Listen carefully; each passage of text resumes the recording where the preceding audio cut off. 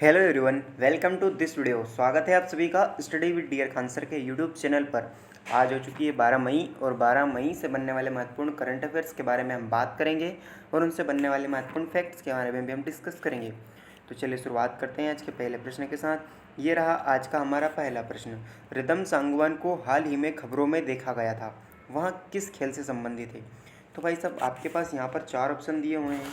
Option A है kabaddi, option B है wrestling, option C है शूटिंग और ऑप्शन डी है रनिंग। तो हमारे लिए इसका करेक्ट आंसर क्या होने वाला है? शूटिंग। जो रिदम सांगवान है वो शूटिंग से संबंधित है। अब रिदम सांगवान की यहाँ पर बात की गई है तो इन्होंने अजरबैजान के जो बाकू में ISSF जो शूटिंग फेडरेशन होती है उसके विश्व कप में 2023 के लिए महिलाओं की 10 मीटर एयर पिस्टल स्पर्धा में इन्होंने कांस्य पदक जीता है। इसी के साथ कुछ इंपॉर्टेंट बात, जैसे कि भारतीय मुक्केबाजों ने इस बार पहली बार जो है कि विश्व मुक्केबाजी चैंपियनशिप में 3 पदक हासिल किए हैं। देख लेते हैं हम। यहाँ पर बात की गई है अजरबैजान की। तो अजरबैजान की राजधानी क्या है? बाकू। और यहाँ के राष्ट्रपति कौन है? Ilham Aliyev trending. इसी के साथ मुद्रा अजरबैजानी मानक है और आधिकारिक भाषा अजरबैजानी यहाँ पर है, चलती है।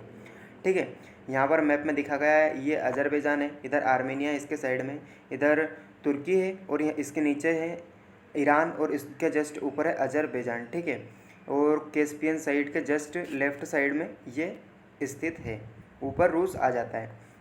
इसी के साथ अगला क्वेश्चन देख लेते हैं। मई 2023 में कौन सा स्थान सबसे खनन स्टार्टअप शिखर सम्मेलन की मेज़बानी करेगा? तो भाई साहब यहाँ पर आपके पास ऑप्शन ए है पुणे, ऑप्शन बी है मुंबई, ऑप्शन सी हमारा नई दिल्ली और ऑप्शन डी है नागपुर। तो हमारे लिए इसका करेक्ट आंसर क्या होने वाला है? मुंबई।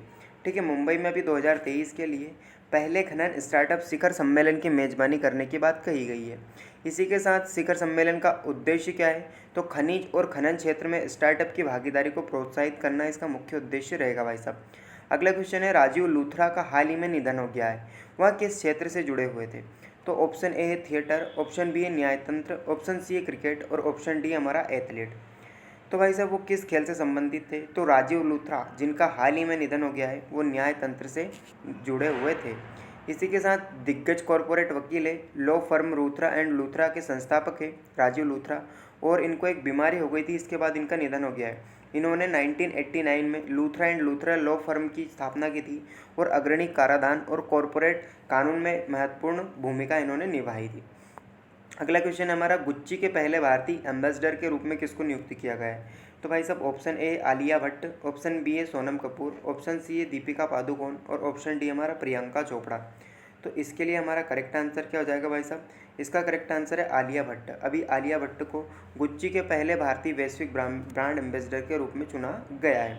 इसी के साथ मैं आपको बता दूं कि ये इनको ब्रांड एम्बेसडर भारतीय वैश्विक स्तर पर चुना गया है और सियोल है। ठीक है, दक्षिण कोरिया की राजधानी सियोल है। यहाँ पर गुच्ची क्रूज 2024 शो में इन्होंने उनके ब्रांड एम्बेसडर के रूप में दिखाई दिए हैं। ठीक है, इसी के साथ अपनी पहलवी सार्वजनिक उपस्थिति के रूप में सियोल के आगामी गुच्ची क्रूज 2024 के रनवे शो में ये भाग लेने वाली है। और आलिया भट्ट ने हाल ही में 68th फिल्म फेयर अवार्ड के लिए गंगूबाई काठियावाड़ी में अपनी भूमिका के लिए बेस्ट अभिनेत्री का पुरस्कार जीता है। अब कमेंट में आप बताएंगे कि बेस्ट एक्टर का अवार्ड किसने जीता है। इसी के साथ हमारा अगला क्वेश्चन है, एंटोनियो कार्बोजल का हाल ही में निधन हो गया है, वह निम्नलिखित में से किस खेल से संबंधित है?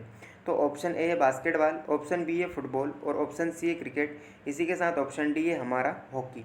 तो इसके लिए आपका करेक्ट आंसर क्या होने वाला है? हमारा ऑप्शन बी फुटबॉल। ठीक है, फुटबॉल से जो कार्बोजल एंटोनियो हैं इनका हाल ही में निधन हुआ था, ये फुटबॉल खिलाड़ी हैं। इनका हाल ही में जो है कि इनको टोटा के नाम से भी जाना जाता था और 93rd उम्र में जो है कि निधन हो चुका है। कार्बोजल फीफा विश्व कप खेलने वाले पहले फुटबॉलर थे। इसी के साथ मैं आपको बता दूं 5 इन्होंने फीफा विश्व कप खेले हैं। इन्होंने मैक्सिकन राष्ट्रीय टीम के कुल 47 मैच खेले। 1950 से 66 तक विश्व कप में मैक्सिको का इन्होंने प्रतिनिधित्व किया है। इसी के साथ देख लेते हैं अगला क्वेश्चन, निम्नलिखित में से कौन सा देश एशियाई कबड्डी चैंपियनशिप 2023 की मेज़बानी करेगा? तो भाई साहब ऑप्शन ए है भारत, ऑप्शन बी है पाकिस्तान, ऑप्शन सी है दक्षिण कोरिया और ऑप्शन डी है रूस। तो हमारे लिए इसका करेक्ट आंसर क्या होने वाला है? तो हमारा करेक्ट आंसर यहाँ पर क्या हो जाएगा? दक्षिण कोरिया। ठीक है, दक्षिण कोरिया में अभी एशियाई कबड्डी चैंपियनशिप 2023 की मेज़बानी की बात कही है। तो भाई साहब ये कहाँ पर आयोजित किया गया? 27 जून से 30 जून तक ये बुसान जो कि दक्षिण कोरिया में यहाँ पर आयोजित किया जाएगा। और भारत में पुरुष और महिला दोनों वर्गों में डिफेंडिंग चैंपियन है और यहाँ पर जो है कि इसकी मेज़बानी करने वाला है दक्षिण कोरिया। अगला क्वेश्चन है हमारा 2023 में निम्नलिखित में से कौन सा देश 6वें हिंद महासागर IOC यानी कि हिंद महासागर सम्मेलन की मेज़बानी करेगा। ऑप्शन ए है बांग्लादेश, ऑप्शन बी है भारत, ऑप्शन सी है पाकिस्तान और ऑप्शन डी है श्रीलंका। तो हमारे लिए इसका करेक्ट आंसर क्या हो जाएगा आपका बांग्लादेश। बांग्लादेश ने अभी हाल में 6वें जो हिंद महासागर यानी कि IOC की मेज़बानी करने की बात कही गई है। इस सम्मेलन में जो है कि इंडिया फाउंडेशन द्वारा बांग्लादेश के विदेश मंत्रालय और S Maharatnam school of international studies के सहयोग से किया जाएगा। ठीक है, इसका विषय क्या है, इसकी थीम क्या है, तो एक लचीला भविष्य के लिए शांति, समृद्धि और साझेदारी है। इसी के साथ हमारा अगला क्वेश्चन है मई 2023 में UAE क्लाइमेट टेक शिखर सम्मेलन में COP28 के नामित अध्यक्ष सुल्तान अहमद अल जाबेर ने कहा है कि तेल उद्योग को मीथेन उत्सर्जन के चरणबद्ध तरीके से समाप्त करना है। तो इसका लक्ष्य कब तक रखा गया है? हमारे पास यहाँ पर 4 ऑप्शन दिए हुए हैं, 2080, ऑप्शन बी है हमारा 2030, ऑप्शन सी है 2040 और ऑप्शन डी है 2050। तो हमारे लिए इसका करेक्ट आंसर क्या हो जाएगा भाई साहब? तो इसका करेक्ट आंसर हमारा जो हो जाएगा 2030 इसका करेक्ट आंसर होने वाला है। ठीक है, मीथेन उत्सर्जन की यहाँ पर बात की गई है। अब हम कुछ इंपॉर्टेंट बातें जान लेते हैं। जैसे COP28 है, इसके अंतर्गत इनको नामित किया गया है, किनको? सुल्तान अहमद अल जाबेर को।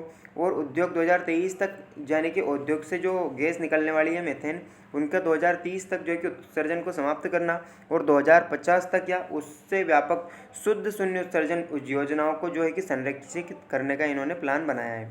इसी के साथ हम जान लेते हैं हमारे 11 मई के करंट अफेयर्स का रिवीजन। जैसे हमारा क्वेश्चन था FIBA यानी कि अंतर्राष्ट्रीय बास्केटबॉल महासंघ द्वारा बहुप्रतीक्षित 2027 पुरुषों की बास्केटबॉल विश्व कप की मेज़बानी के लिए किसको चुना गया है? तो कतर इसका करेक्ट आंसर था। इसी के साथ अगला क्वेश्चन था हमारा 2023 में केंद्रीय स्वास्थ्य मंत्रालय ने सक्षम लर्निंग मैनेजमेंट फाउंडेशन जो इंफॉर्मेशन सिस्टम लॉन्च किया है, इसमें H का जो है कि फुल फॉर्म क्या है? तो भाई साहब H का फुल फॉर्म क्या है यहाँ पर? हेल्थ करेक्ट आंसर होने वाला है हमारा।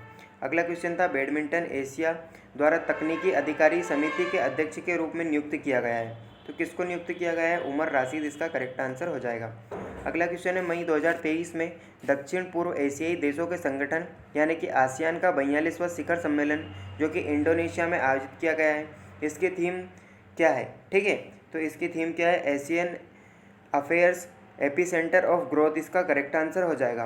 अगला क्वेश्चन था हमारा हाल ही में 2023 में ऑस्कर नामांकित डॉक्यूमेंट्री राइटिंग विद फायर को डॉक्यूमेंट्री श्रेणी के लिए प्रतिष्ठित पीबॉडी पुरस्कार से सम्मानित किया गया है।